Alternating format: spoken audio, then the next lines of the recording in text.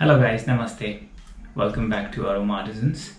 And as usual, I apologize for the delay between videos, but well, I was kind of stuck with some work, and that's that. Let's jump directly into the video. As you would have already seen, the name of the video or the topic of the video is My Story of Food. And as my previous video, what I'm going to do is I'm going to mark and look at my tablet and give like a screen recording on this side, which will give you a better perspective of what I'm saying, and you can see my notes as well. And let's start. You see, my story of oud. I've written oud and oud here. There are different ways to say it. I honestly don't care. I am okay with oud, I'm okay with oud, whatever. Doesn't matter with me.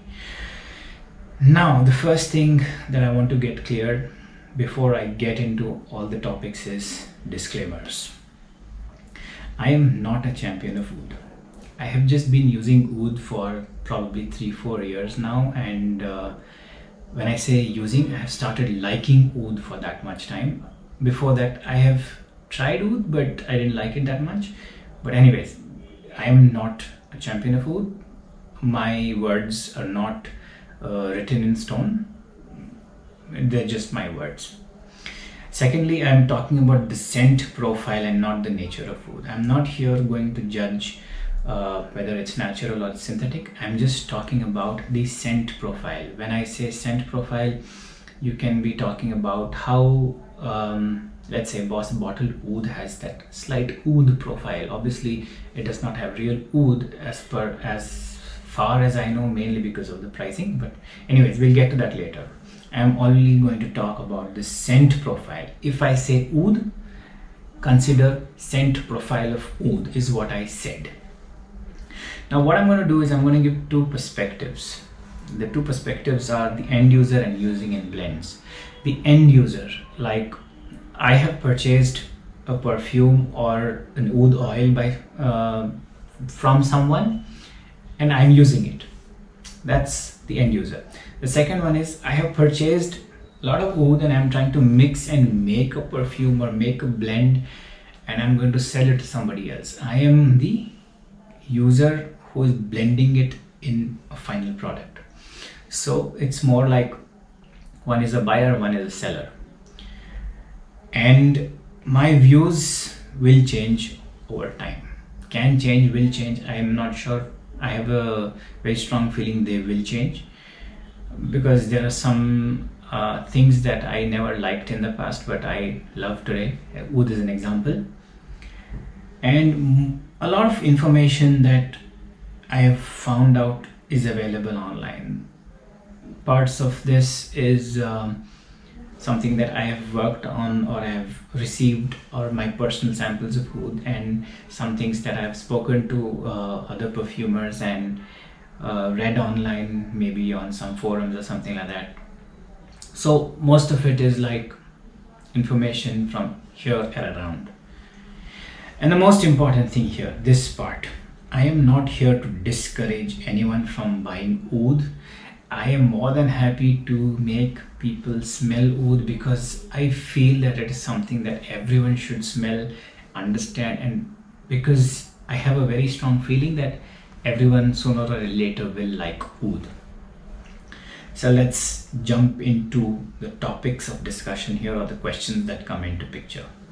These are a few questions that I came up with respect to these two perspectives, that what would people in these two categories talk about if we're talking about oud. The first one is, what is oud? Oud, what is oud? Oud is basically a resin of wood, and this resin is generally converted into either oil or is directly used as wooden chips. Most of the times you would have seen that in the Middle Eastern countries, they use these wooden chips and they put it on a small little burner, and it gives out fumes. It spreads across the whole house, and the whole house is smelling good. So you can use it as chips like that, or then they are converted by various different processes into oil. But now oud specifically comes from Aquilaria species of trees. I am trying to give you a simple side by side explanation of how oud is formed in these trees, and I have tried to best possibly match humans as an example. We get a cut, let's say, yeah. Similarly, insects and bugs are feeding on the wood of the tree. When we get a cut, we bleed. On the other side, the tree also bleeds and it gives out a resin. When we get a cut and bleeds, the blood kind of gets clotted and it becomes solid on the outside, dark red, brown, black, whatever color you call it. Similarly, the resin hardens and kind of shoos away the insects or whatever. It's basically healing the tree. So this resin that hardens and gets stuck to the wood as such is what is oud. That is the main how do I say, that is oud. Yeah, that's oud. Let's keep it till there. This is the natural way. What I'm going to do is I'm going to give 2 links in the description below, which you can see there are 2 documentaries. One is a slightly longer one, around 55 minutes or so, and one is another maybe 9-10 minutes. Both of them are about oud, how, when, where, what, why, or probably that will get answered when you watch this. There you will also see that there is this forced way in which humans are basically damaging the trees intentionally to get higher yields. If I look at it from the perspective of humans, you are looking at a profit-oriented dog breeder. You should watch the documentary. You'll understand it so much more better. I will give the links in the description below, and you will get a clearer picture of what oud is. Either it is oil or it is wood chips is what we have to figure out, or what we understand as of now as a basic. The second thing is, why is it so expensive?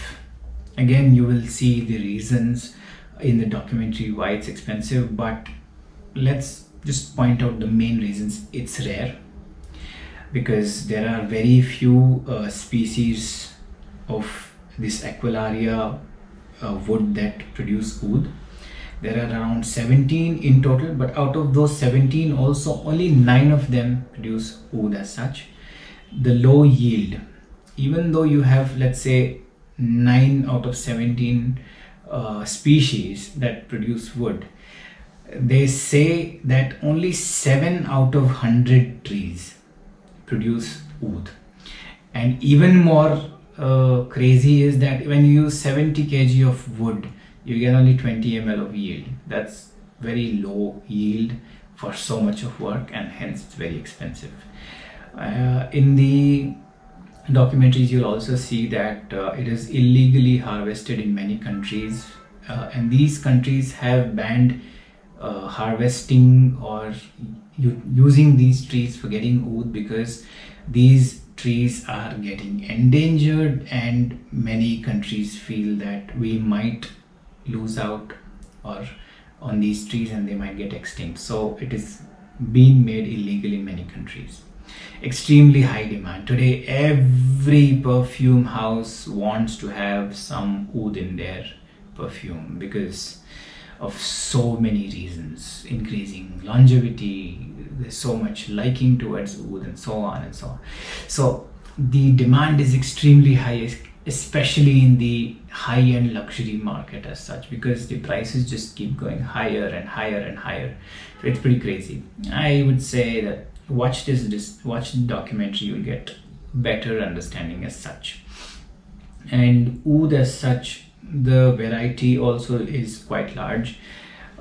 We get oud, real oud, from $150 per kg to all the way to $300,000 per kg, and sometimes even more. So the thing is, once oud is harvested and probably made into an oil or something, the longer the oil sits, the more potent it becomes, the more expensive it becomes, the more rare it is. So prices can go up. And next question is my oud real? I'm assuming that since you've clicked on this video, there are very high chances you yourself have some perfume or oils or attars of oud, and you must have started wondering right now whether the oud that you have is real or not. Now again, what I'm going to say during this answer for this question is my personal opinion. Your opinion is different, my opinion is different, so this is what I feel. Don't mind, but well, again, what I'm going to do is I'm going to divide into two parts, where one side is the end user, one perspective, and the other side is the perfumer as such. The end user. End users are of so many types. Let's start with the first one, the budget friendly frag head. You've got your fragrances, you have 3-4 fragrances that you like and you're happy with it. You don't like spending too much on fragrances. And if you are wondering, is my oud real? The answer is you shouldn't care if it's real, because technically in budget you would not get real oud. I will talk about pricing of oud and understanding the pricing of oud. So when I say budget, you will get in the next few minutes. Now, the next type is you are a budget friendly frag head with a few celebration frags. You've got your few fragrances that you use on a daily basis. It can be a simple cool water or anything. I don't want to give out names, I'm sorry. And you have a couple of more expensive than what you would regularly buy as your celebration scents that you would use for occasions, for celebrating. Here also, now if you're wondering if my oud is real, technically you shouldn't be caring or bothering if your oud is real or not, because I highly doubt you would get real oud in that price range. Now you come with the next category of people. You have a lot of designers, and you have also reached a stage where you're like, you know what, I don't like clones, I don't like alternate fragrances, and you find them unethical. But you have lots of designers. Your designers can range, again, I don't want to give out names, niche brand, not niche brands, niche designer, what am I saying? Anyways, you have a lot of designer fragrances. It can be a price range anywhere from $20-$30 to $100 as such. There are designers that go into that price range. Again, if you ask the question, is my oud real? Very low chances. Don't expect your oud to be real. I would suggest that you assume your oud is not real. Now you have the next one, who has a lot of designers and a lot of clones. Again, you fall almost in the same category here. Don't bother trying to figure out whether your oud is real. You like the oud oil, use it, be happy. Don't get into the tension of finding out whether my oud oil is real or not. And all these people here, if you are buying really expensive oud, please buy it only from well-known sources, because honestly, oud is being sold left, right and center. Synthetic ouds are being sold as real ouds, and the price gaps are like crazy. So please be careful while buying oud. The counterfeit industry, I don't want to use the word counterfeit, but they are synthetic ouds which smell so much more like real ouds, and they are being sold at the price of real oud. Why I'm saying price of real oud is because real oud is extremely pricey, and I'll give you examples in some few minutes from now. Now, your collection is generally called the warehouse by your other frag heads. Now you are that serious perfumer who has like a full wardrobe of perfumes, all sorts of brands, expensive, very expensive, Harrods exclusive, and God knows what all. If you are wondering your oud is real or not, it makes sense, because you are the one who is generally spending out bumloads of money to get what you want. and in that, if you get counterfeit, you would feel really bad and ripped off. So here onwards is where you start bothering whether your oud is real or not. If you spend too much, please make sure your source is good. Same thing, you are an oud aficionado. A lot of people in the Middle East don't use a lot of fragrances, but they use oud. Oud is staple. It's like every day. They obviously need to know whether their oud is real or not, because that's the thing.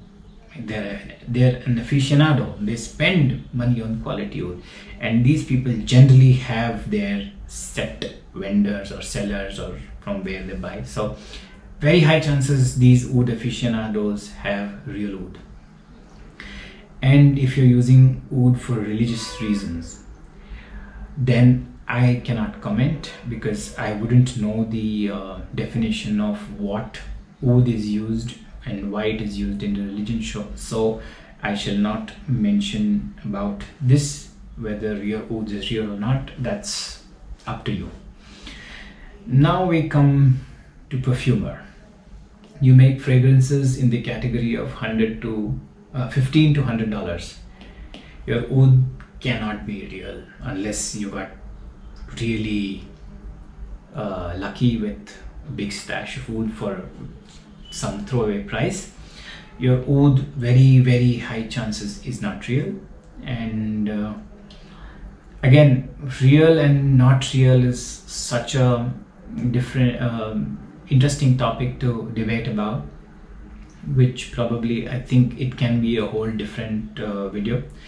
Now, if you are a perfumer who is selling fragrances in the $100 to $250 category, here is where you start wondering whether my oud is real or not, mainly because your clients or your customers who are buying these fragrances are the ones who are spending a bomb, and they want to know whether what they're buying is actually going to be real or not. And here you actually need to keep a track whether your oud is real or not. And same thing with this, if you're making fragrances that are gonna cost more than $250, try to make sure that your oud is real and you have a really good source who's giving you awesome quality oud oils, or you find and make your own oud blend, synthetic blend, so good that no one can say it is fake oud. So that's what is happening basically in the synthetic market. A lot of people are making really good synthetics that smell as good as the real stuff, and hence the reason scent profile. I generally talk about scent profile. Now, if you're a distiller or oud seller as such, obviously you need to make sure whether your oud is real or not, because your clients, they're gonna find out sooner or later. Pricing. Why I keep saying oud is so expensive. A big shout out to a perfumer, budding perfumer, a fellow frag head, Tejinder Bhaiji. He was very generous to send me real oud, probably like, I don't know how much this is, like real oud, and I have real oud chips in this. I'll show you what it looks like, one second.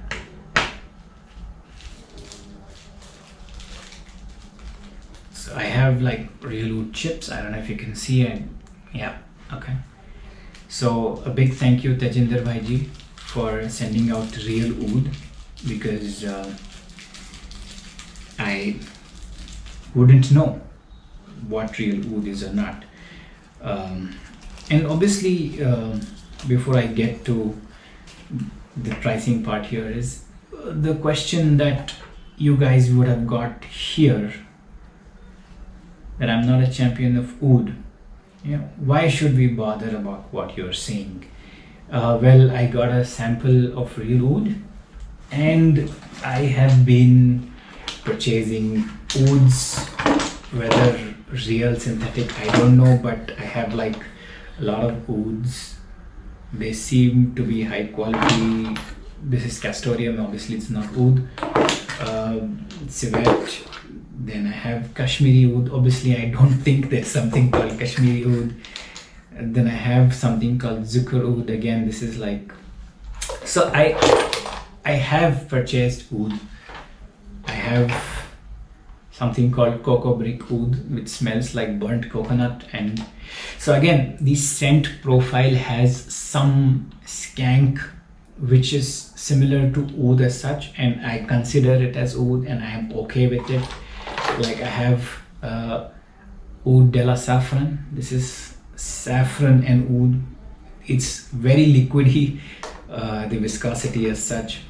And there was one very nice oud which is like, I can't find it where I keep it, maybe down here somewhere. This is one synthetic one. I covered the names because as I said that I wouldn't be giving out names as such. I don't want to be giving names, talking about names. So yeah, I've been figuring out myself. Now Tejinder Bhaiji sent me real oud. He mentioned to me about something called oud asafi. This is basically from Perfumery, and what Perfumery has done is they have made 3 more blends called oud anokha, oud samrat and oud malaki.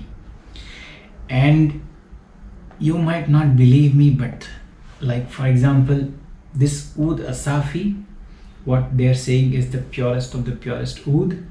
When they made oud anokha, they have used only 3% of oud asafi in their blend to make oud anokha.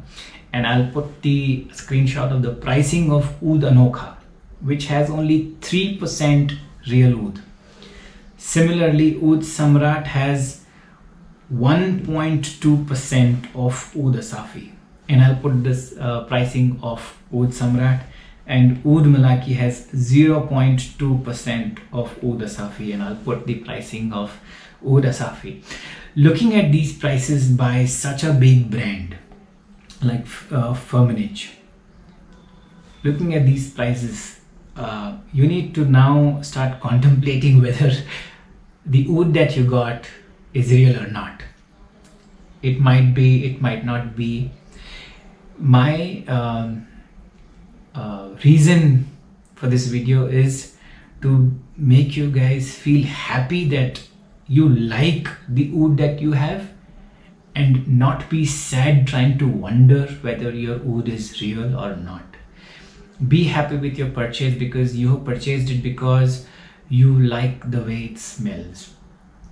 Getting to a very controversial statement now, it is like how people spend so much money on Creed Aventus is because they like the smell. They don't care whether it has synthetic materials in it or it has natural materials or whatever. They like the way it smells and are willing to pay for it. Similarly, if you like the oud that you're smelling, just think about it, whether it's worth that XYZ amount. If you think it's worth it, buy it, rather than going to figure out, oh, did I buy real, did I buy fake? No, you liked it, you used it, it stayed for long, you're happy, great. But again, the catch again is, don't end up paying unnecessarily unless you know that your seller is giving you something good quality. Random, I'll show you what random. I have this thing here. This is Black Agar by Givaudan. This is skank in a bottle. This is pure skank. And the first time I got to smell it, I'm like, who would ever wear this? And who would ever use this in a perfume? Using this over time, I honestly wouldn't mind wearing just Black Agar, just the way it is, because once you start liking a particular kind of fragrance, it wouldn't matter whether someone else likes it or not. So yeah, these prices are pretty crazy, and that's where pricing comes into picture. Now the next question is, should I invest in real oud?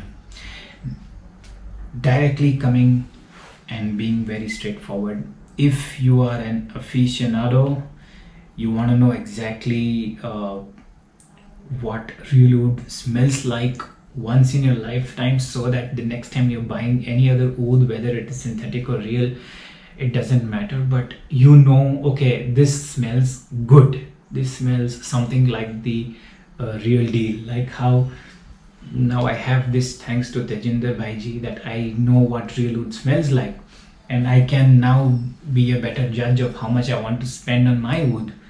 This is a baseline. If you have a business in oud, yeah, you have to invest in it.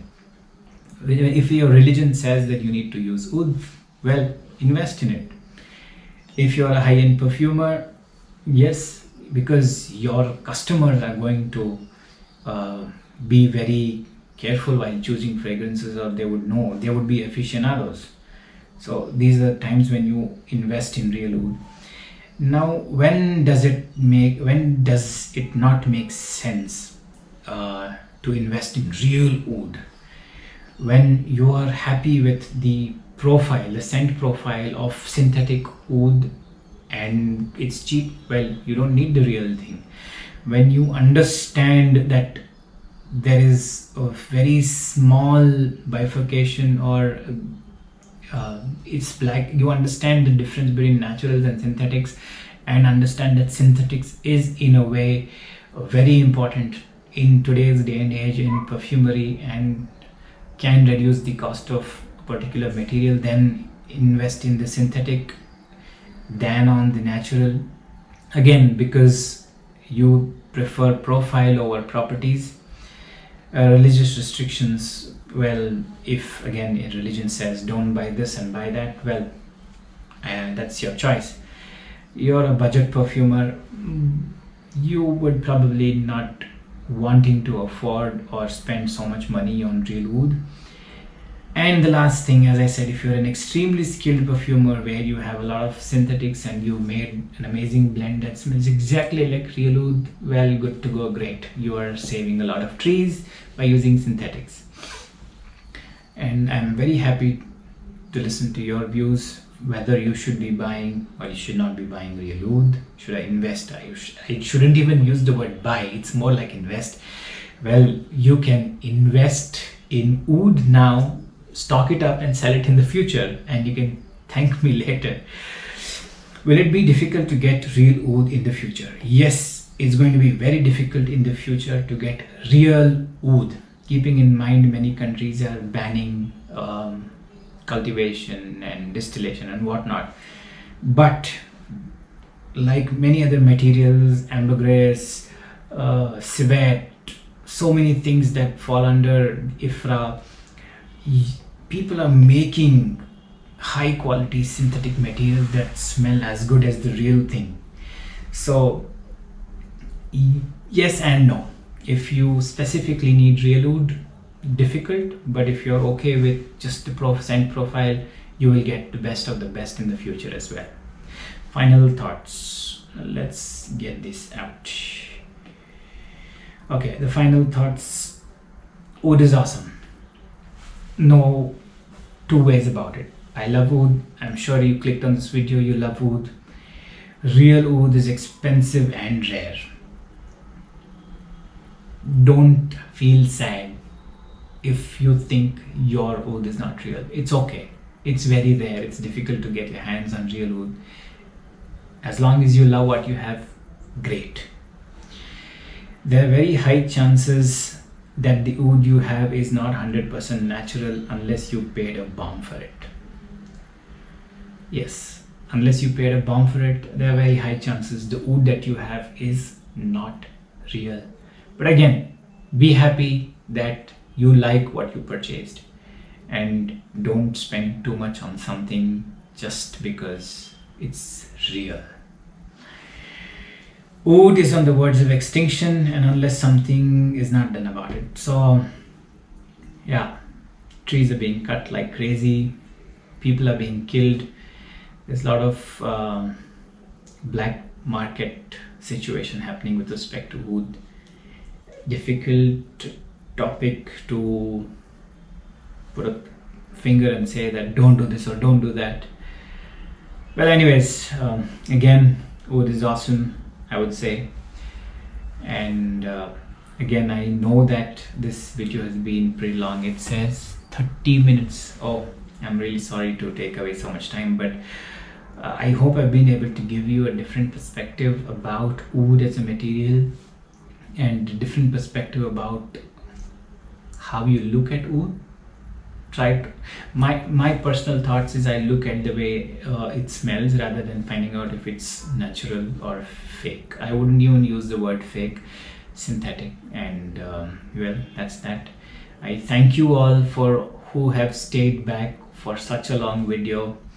I will try to make videos more often. I know I've said that in the past couple of videos, and I'm sorry.